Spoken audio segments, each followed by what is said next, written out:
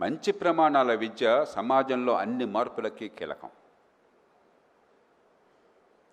ప్రతి బిడ్డ తను పుట్టిన నేపథ్యాన్ని అధిగమించి ఎదగాలి, సంపద సృష్టిలో భాగస్వామి కావాలి, పేదరికం నుంచి బయటపడాలని చెప్పంటే విద్య ఒక్కటే మంత్రం. అంటే బట్టి పట్టి విద్య కాదు, కాపీ కొట్టే విద్య కాదు, నిజమైన నైపుణ్యాన్ని ఇచ్చే విద్య, ప్రతిభని వికసింపచేసే విద్య, సంపదను సృష్టింపచేసే విద్య. సమాజంలో అసమానతలు తొలగాలి, పుట్టుకతో వచ్చిన వివక్ష పోవాలి, ఒక సమసమాజ నిర్మాణం కావాలని చెప్పంటే విద్య ఒక్కటే మంత్రం. మిగతా ఎన్ని కబుర్లు చెప్పినా కూడా కాకరకాయలు అవన్నీ.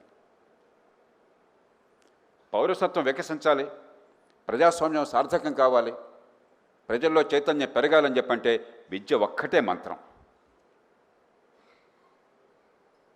ఈ మూడు రంగాల్లో మనం చాలా దిగాలు పడుతున్నాం విద్యలో ఉన్న వైఫల్యం వల్ల. స్వతంత్ర భారతంలో అతిపెద్ద వైఫల్యం అన్నా ఉంటే, చాలా వైఫల్యాలు చూసాం, చాలా గొప్ప విజయాలు సాధించాం, కానీ అతిపెద్ద వైఫల్యం అన్నామంటే విద్యలో భారతదేశం అధ్వాన్న స్థితిలో ఉన్నది. ఈ మాట బహిరంగంగా చెప్తున్నాను, నేను సిగ్గుతో బాధతో చెప్తున్నాను. ఎందుకంటే దీని నుంచి బయటపడడం చాలా సులభం, సాధ్యం, అవసరం,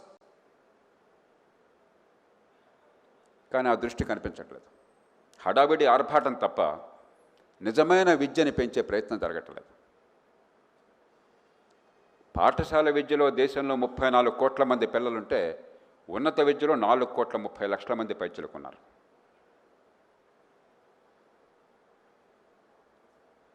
చైనా కంటే ఎక్కువ స్టెమ్ టెక్నాలజీస్లో, సైన్స్, ఇంజనీరింగ్,